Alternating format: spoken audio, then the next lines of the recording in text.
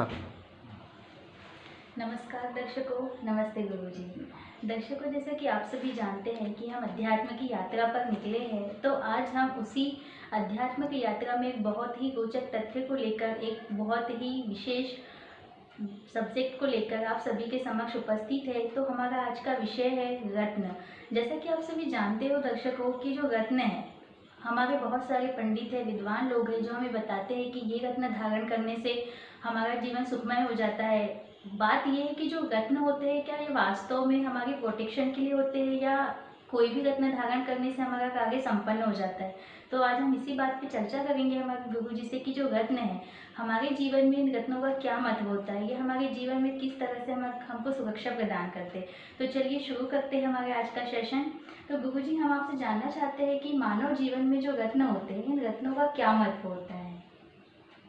रत्नों का महत्व है जी। जो रत्न जो है तो निश्चित रूप से व्यक्ति को जो है सभी जितने भी काम करता है व्यक्ति, सभी कामों में सफलता प्रदान करता है जी। तो ये अशुभता को दूर करने के लिए शुभ रत्नों को ग्रहण किया जाता है, जिससे उसकी अशुभता जो है वो दूर होती है और उसके सभी कार्यों में उसको सफलता मिलती है। जी। अब सवाल ये है कि रत्न जो है, रत्न कौन सा रत्न पहनना चाहिए, किस उंगली में पहनना चाहिए, किस हाथ में पहनना चाहिए, जी। हाँ, इस पर कोई निश्चित रूप से किसी का कोई विश्लेषण नहीं है। एक सामान्य धारणा जो बनी है कि जैसे तर्जनी है तो तर्जनी में पुखराज पहनना चाहिए, मध्यमा है तो उसमें शनि केतु का रत्न, लहसुनिया है, गोमेद है, ये पहने जाते हैं। अनामिका जो है ना, अनामिका में सूर्य का रत्न पहना जाता है, माणिक वगैरह जो है, और मोती मूंगा वगैरह जो है ये कनिष्ठिका में पहने जाते हैं। एक सामान्य धारणा है, लेकिन ये जो धारणाएं हैं सभी ये मनगढ़ंत है।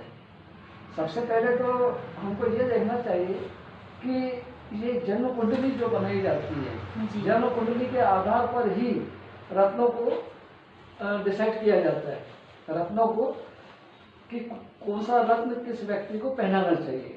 अब कुछ ज्योतिषी जो हैं वो लग्नेश का रत्न पहनाते हैं, कुछ ज्योतिषी राशि रत्न पहनाते हैं, कुछ भाग्य रत्न पहनाते हैं। तो इसमें मतलब एक मत नहीं है कि कौन सा रत्न किसको क्या पहनाना चाहिए।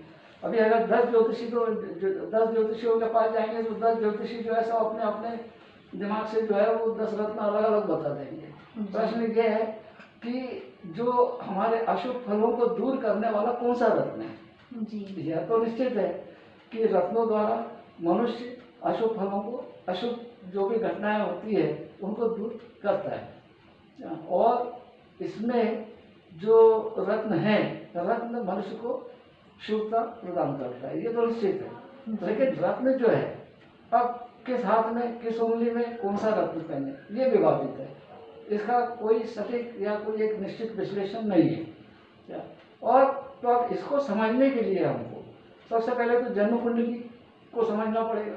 जन्म कुंडली में जो ग्रह बैठे हुए हैं, ठीक है, तो ये कब के बैठे हुए हैं। जो हम जन्म कुंडली जो बनाते हैं ये 9 महीने के बाद की कुंडली बनाते हैं, यानी जब जन्म होता है उस समय की बनाते हैं, जबकि ये सारी जन्म कुंडलियां ही गलत है। तो इस जन्म कुंडली के आधार पर कोई भी रत्न धारण करना जी, तो ये तो सब मनगढ़ंत कहानियां हैं, इनसे कोई हमको शुभ फल प्रदान नहीं होता है, ठीक है।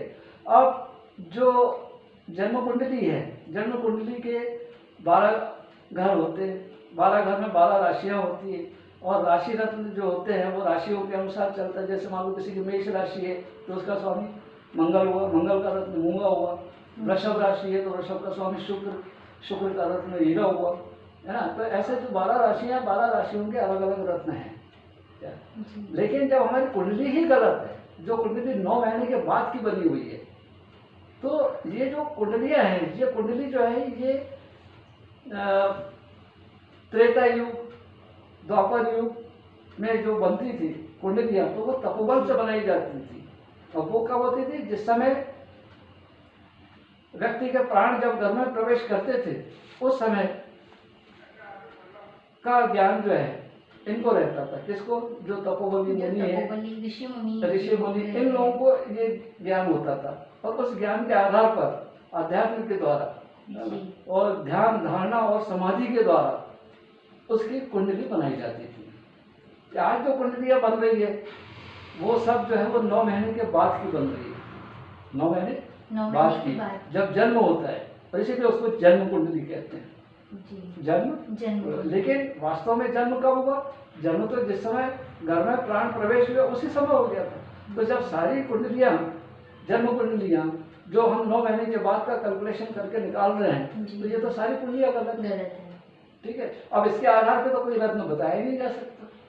जी। ठीक है, तो हमको तो वो कुंडली होना है ना जो तपोबल से बनाई हुई ना, जो हमारा भूतकाल, भविष्यकाल और वर्तमान काल सब कुछ बता दे। ठीक है, कि हमारे इस ग्रह के खराब होने से और ये घटनाएं जो है घटित हो गई है। घटित हो रही हैं, तो ये जो बता दे हमको, तो हम उसकी बात को सही मान सकते हैं। लेकिन जो भी ज्योतिषी है या ज्योतिर्विद है या विद्वान है ना, तो ये लोग जो है ये जो कहते हैं वो हम मान लेते हैं, लेकिन हम कभी जानने की कोशिश नहीं करते कि भाई ये ऐसा क्यों है, और न ही उसका कोई प्रमाण देते। कोई प्रमाण भी नहीं कि यही रत्न हमको लगेगा, जिसने जो बोल दिया। अब रत्नों के बारे में जो है बहुत मतलब उसमें व्यापारिक नीति चल रही है ना? उसमें क्या है, बिजनेस चल रहा है रत्नों में।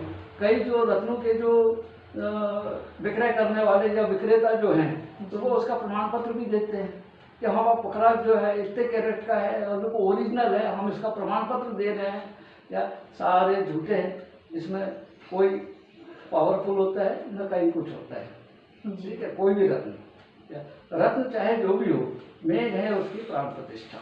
प्राण प्रतिष्ठा के द्वारा ही कोई भी अंगूठी जो है वो सिद्ध होती है।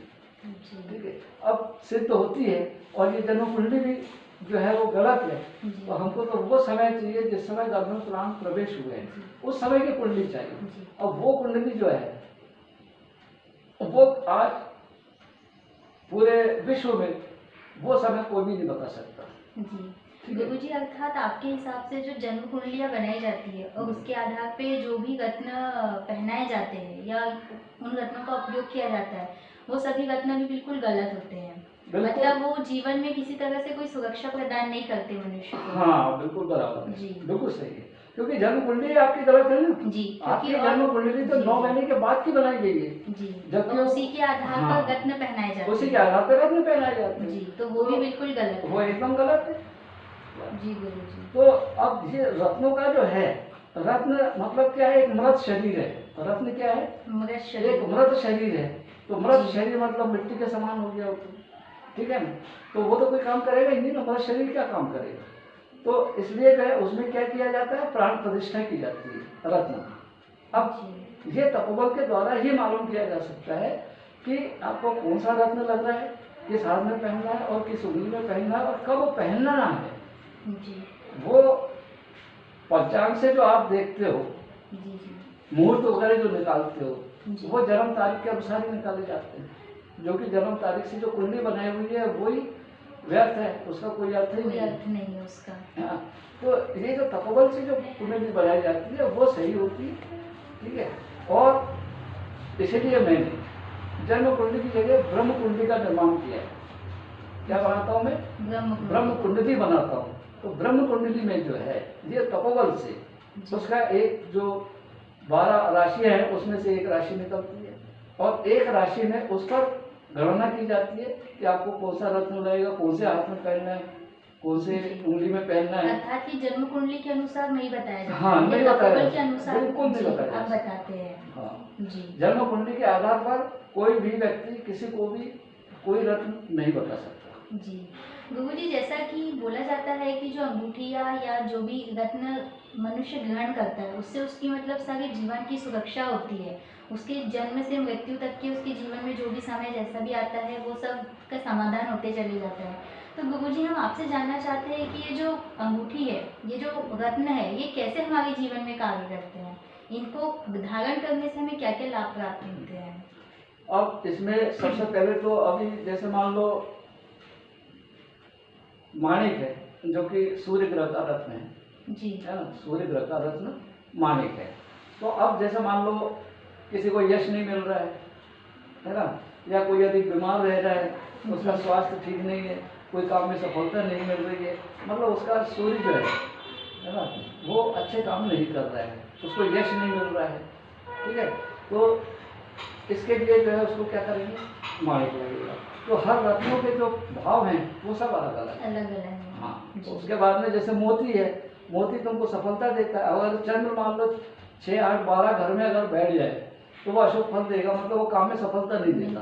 मतलब पाप ग्रह में, पाप घर में पाप ग्रह बैठ, अपना शुभ ग्रह बैठ जाए। जैसे चंद्र अगर बैठ जाए तो चंद्र जो है वो सफलता का कारक है। अब चंद्र अगर 6, 8, 12 में अगर बैठ जाता है, ठीक है, तो वो क्या है, वो अशुभ परिणाम देता है। यानी कोई भी हम काम करते हैं तो उसमें सक्सेस नहीं मिलती, क्योंकि चंद्र जो है वो सफलता का कारक है, ठीक है। तो अब जैसे आप आगे आपका मूंगा है ना, मूंगा जो है ये, अब जैसे अब कोई बहुत ही यानी साहस की कमी है उसमें, कोई भी काम करने जाता है उसमें डेयरिंग नहीं है, साहस नहीं है, तो उस काम को नहीं कर पाता है, ठीक है। तो उसका साहस बढ़ाने के लिए जो है मूंगा पहनाया जाता है। मूंगा जैसे अब ये किसको लाभकारी होता है, जैसे सेना में काम करने वाले, क्योंकि ये जो मूंगा का जो रत्न है ना, ये खूनी ग्रह है। खूनी ग्रह यानी कि बहुत ही पावर देता है व्यक्ति को।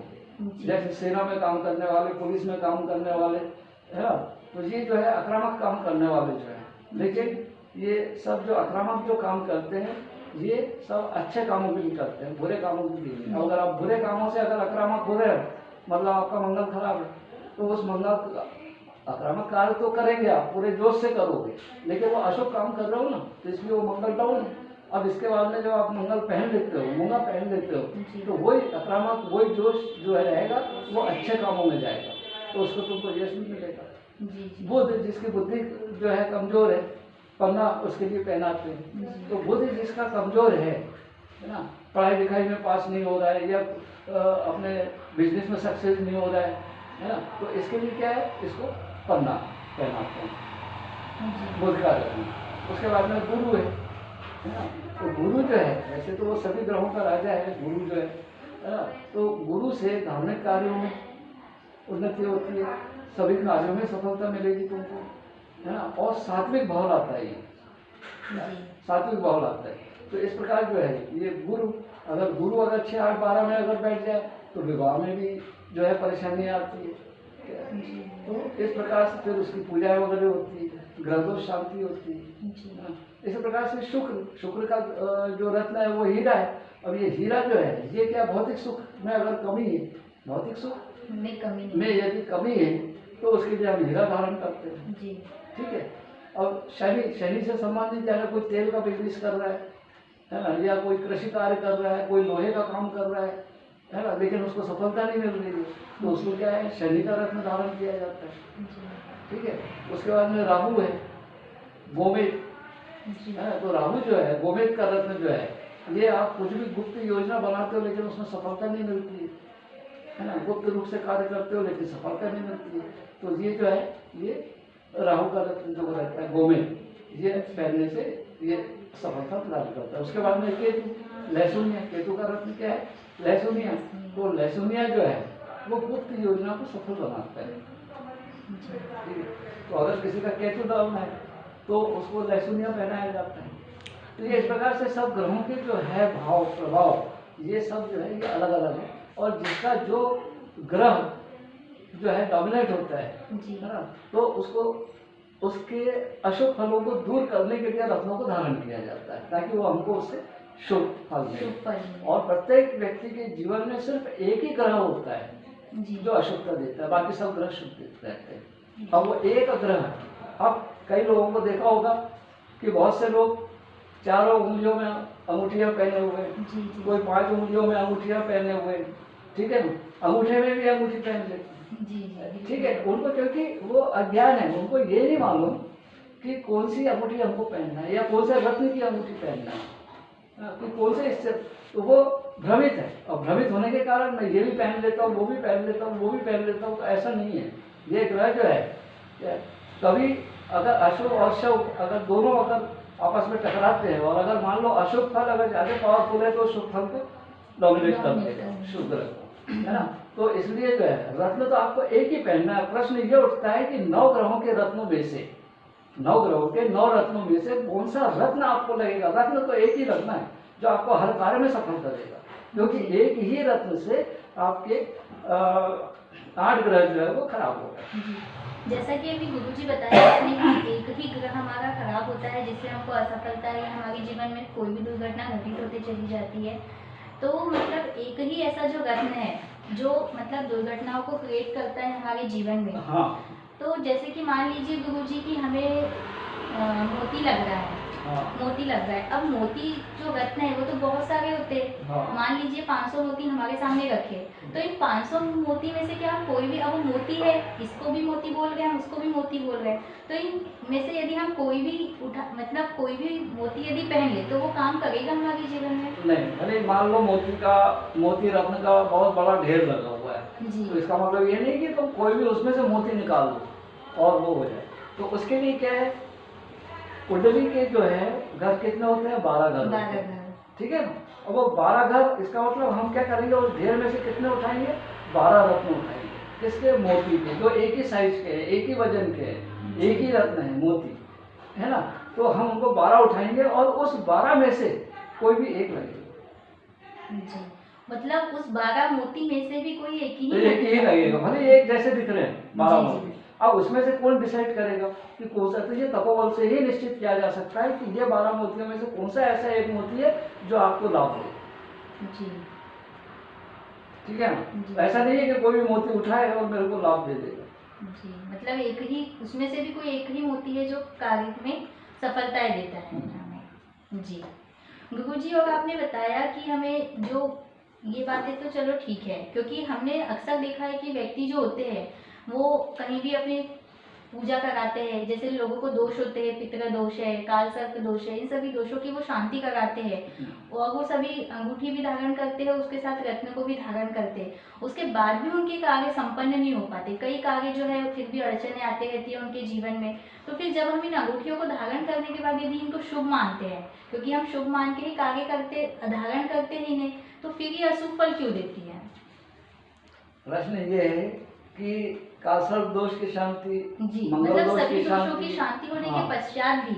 हाँ बराबर है। जी। कालसर्प दोष की शांति, मंगल दोष की शांति, है ना, और पितृदोष की शांति, जी। है ना। जैसे पितृदोष की गया में होती है और कालसर्प दोष की शांति तुम्हारे त्र्यंबकेश्वर में होती है ना। तो ये, और मंगल दोष की शांति उज्जैन में होती है। जी।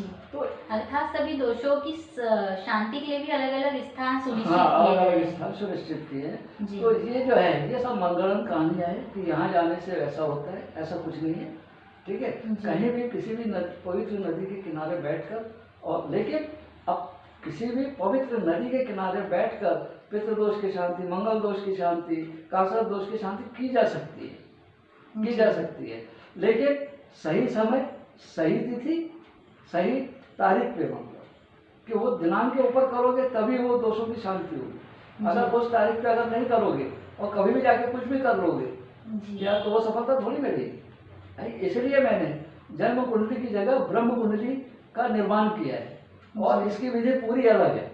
इसके द्वारा तिथि निकलती है किस तारीख पे ये पूजा करनी चाहिए, और उसी तारीख पे कालसर्प दोष, पितृदोष, मंगल दोष, सभी दोषों की शांति होती है, 9 ग्रहों की शांति होती है, एक ही दिन में सारे दोषों की शांति होती है। तो ये ब्रह्म कुंडली जो है ये मैं तपोवन से बनाता हूँ, ये जन्म कुंडली से नहीं बनाता।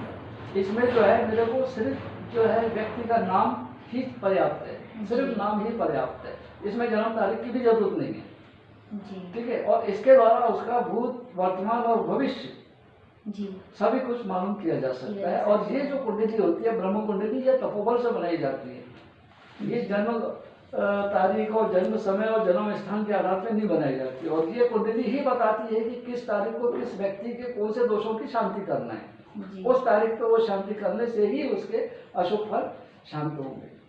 जी जी ये जी, जैसा कि आपने बताया गुरुजी की मतलब तारीख निकलती है इस ब्रह्म कुंडली के अनुसार, उसी तारीख पे पूजा पाठ होती है, सब कुछ संपन्न होता है। जी, तो ये जो गुरुजी आपने इसके पहले बताया कि जो ये रत्न होता है, अंगूठी होता है, ये एक प्रकार का मृत शरीर होता है। तो अब जो भी पूजा होती है फिर इसमें ये कैसे कार्य करती है, क्योंकि ये तो मृत शरीर है, तो फिर ये पूजा करने के बाद ये कैसे कार्य करती है? पूजा होने के बाद जी पूजा कब होती है? निश्चित तारीख पर, जी है ना। उसमें कोई पंचांग की आवश्यकता नहीं है, नहीं होती है। ठीक है ना। ये तो तपोबल से ही मालूम किया जाता है कि किस तारीख को उसकी पूजा करना चाहिए, जी ठीक है। अब ये 9 ग्रहों में से उसका सबसे पहले तो बात है कि इस तपोबल के द्वारा उसके 9 ग्रहों में से कौन सा ग्रह जो है वो अशुभ है। अशुभ है। केवल एक ही ग्रह है, जी ये निश्चित है। कोई 9 ग्रहों में से ऐसा नहीं है कि उसके 2-3 ग्रह खराब है और इसलिए ऐसा है। सिर्फ एक ही ग्रह खराब है जो सारे ग्रहों को खराब करता है, जी वही टकराते रहते हैं आपस में, सिर्फ एक ग्रह। जी इसलिए व्यक्ति को जो है सिर्फ एक ही रत्न पहनना होता है। 2-3 रत्न पहनने की कोई आवश्यकता है ही नहीं। जब एक ही रत्न खराब है, अपना एक ही ग्रह खराब है, तो एक ही रत्न पहनना पड़ेगा ना। तो उसकी अशुभता जब दूर हो जाएगी तो आपके घर, आपके जीवन में तो सब सुखी जीवन हो जाएगा, पूरा जीवन। जी जी तो ये है कि इसको अगर आपको समझना है कि भाई ये जो ग्रह है 9 ग्रह, इन 9 ग्रहों में से कौन सा ग्रह खराब है, तो ये पंचांग देखकर नहीं बता सकते हो या जन्म कुंडली देख के नहीं बता सकते हो, जी ठीक है। ये सिर्फ तपोबल के द्वारा ही बताया जा सकता बताया है। जा सकता और ऐसा नहीं है कि कोई कुछ भी बता दे, या मैं जैसे मैं ब्रह्म कुंडली बनाता हूँ तो मतलब ये नहीं है कि मैं जो बोलूँ वो सामने वाला माने, ऐसा नहीं है। मैं पूरे प्रमाण के साथ इसको प्रमाणित करके देता हूँ, है। जी ठीक है। और किस प्रॉब्लम से वो आया है उसकी प्रॉब्लम भी सॉल्व करता हूँ, वही तो इस समस्या से आया हूँ। तो उसके लिए जो है, जैसे प्रत्येक मनुष्य के जीवन की प्रत्येक घटनाएं पहले से निर्धारित है। कब उसका विवाह होगा, कब उसके बच्चे होंगे, कब उसकी शादी होगी, ठीक है ना, कब उसको प्रॉपर्टी मिलेगी, कब उसकी मृत्यु होगी, ये तो पहले से सब निश्चित है। उसी के अनुसार सब काम चल रहा है। लेकिन अगर हमारे किस्मत में, है ना, अगर कोई ग्रह खराब है और उसका भोग हमको पूरा जीवन भर भुगतना है, जी तो वो तो हम भुगतते ही रहेंगे ना। लेकिन अगर हम उसका उपाय कर लेते हैं, अगर हमको मालूम हो जाता है कि नहीं, हमको ये ग्रह के कारण हमको जीवन भर जो है वो कष्ट उठाना पड़ रहा है, यदि हम उस ग्रह को पकड़ के और उसकी शांति कर देते हैं, जी ठीक है तो ना, हमारे जीवन में जो भी भुगतमान है हाँ वो सब खत्म हो खत्म हो जाएगा, जाएगा। खत्म हो जाएगा और हर काम में आपको सफलता मिलेगी, जी ठीक है। जी गुरुजी, आपने बहुत ही अच्छा रत्नों के बारे में बताया गुरुजी, क्योंकि हमने देखा है कि व्यक्ति जो होते हैं न जाने अपनी उंगलियों में बहुत सारे रत्नों को धारण कर लेते हैं, मतलब ये एक अंधविश्वास ही समझ सकते हैं हम इसको। तो आपने ये जो है जन्म कुंडली जो है ये पूरा अंधविश्वास है, क्योंकि सारी जितने भी जन्म कुंडलियां बनी हुई है जी जी ये सब 9 महीने के बाद की बनी हुई है। और उसमें जो है कुंडली में लिखा रहता है कि भाई जन्म के पहले जो है ये जो भी समय रहता है उसमें भोग काल लिख देते हैं। भाई भोग काल अगर आप लिख रहे हो उसमें, तो मुझे ये बताओ कि बच्चा जो घर में जो पला है, जो बच्चा पल रहा है या पला है ना, 9 महीने तक जब घरों में रहता है क्या, तो क्या उसका विकास नहीं होता है? वो क्या बढ़ता नहीं है क्या? जी बढ़ता है ना वो बढ़ता बच्चा, है। 9 महीने तक बढ़ता है ना, अपनी गति से तो निरंतर हाँ बढ़ता उसी है। गति से बढ़ता है, जो कि उसका जन्म होने के बाद भी उसी गति से बढ़ता है। ऐसा नहीं है कि पेट में उसी गति एकदम स्थिर है और जन्म होने के बाद एकदम बड़ा होना चालू हो जाता है, ऐसा भी नहीं है। जी जी तो वो भी छोटे से लेके तो बड़ा बच्चा तक के बनता है, वो 9 महीने में तैयार होता है, 9 महीने के बाद उसका जन्म होता है। तो जो विकास जो हो रहा है गर्भ में, क्यों? क्योंकि वो समय कोई बता ही नहीं सकता है कौन सा समय जो माँ के गर्भ में प्राण प्रवेश हुआ है, वो समय कोई भी नहीं बता सकता, जी ठीक है। और इसलिए जो है ये सब मनगढ़ंत कुंडलियां बनाई जा रही है, जन्म कुंडलियां, इसके आधार पर कोई निष्कर्ष नहीं निकाला जा सकता है। भाई अगर निष्कर्ष निकाला जा सकता है तो इन जन्म कुंडलियों के आधार पर किसी की शादी अगर नहीं हो रही है तो आप बता दो ना, उसकी तारीख निकाल के बता दो किस तारीख को शादी हो रही है, कहाँ हो रही है, कब हो रही है, क्यों नहीं हो रही है, तो हम उसके अनुसार उसकी शांति करवा देते हैं। फिर क्यों कालसर्प दोष की भी शांति कर ली, मंगल दोष की शांति कर ली, पितृदोष की शांति कर ली, अंगूठी भी धारण कर ली, उसके बाद भी काम क्यों नहीं हो रहा है? ये इस बात का प्रमाण है, ये इस बात का प्रमाण है कि जितने भी पूजा पाठ जो आप कर रहे हो और जो दिखा रहे हो, है ना, लोगों को जो भ्रमित कर रहे हो, क्या ये सब मनगढ़ंत कहानियां हैं क्या? बाकी अब लोग ठीक है अपना बिजनेस चला रहे हैं तो अपने को उसमें कोई दिक्कत नहीं है, लेकिन जन्म कुंडली जो है ये पूर्णतः गलत है। केवल कुंडली जो बनती थी वो तपोबल के आधार पर ही ऋषियों मुनियों द्वारा बनाई गई है ना, जैसे वाल्मीकि ऋषि हुए, है ना, उसके बाद में गर्ग ऋषि हुए, उसके बाद में वशिष्ठ हुए। वशिष्ठ जी। हाँ, तो ये ऐसे जो मुनि हुए, तपस्वी हुए, जिनको तपोबल प्राप्त था, उन लोगों ने कुंडलियाँ बनाई हैं। श्री राम की कुंडली, श्री कृष्ण की कुंडली, सीता की कुंडली, रावण की कुंडली। तो ये कोई पंचांग से ये जन्म के बाद की बनने वाली नहीं है, ये तो जन्म की उनकी तारीख पहली बता दी थी कि इस तारीख को ये जन्म होगा और ये घटनाएं घटेगी, घटित होंगी। जी जी है ना। जी गुरुजी, आपने बहुत अच्छा रत्नों के बारे में वर्णन किया गुरुजी। हम सभी को बहुत ही नई बातें जानने के लिए मिली, इसलिए आपका बहुत बहुत धन्यवाद गुरुजी। दर्शकों, आप सभी का भी धन्यवाद, हमें इतना आपने सुना। धन्यवाद।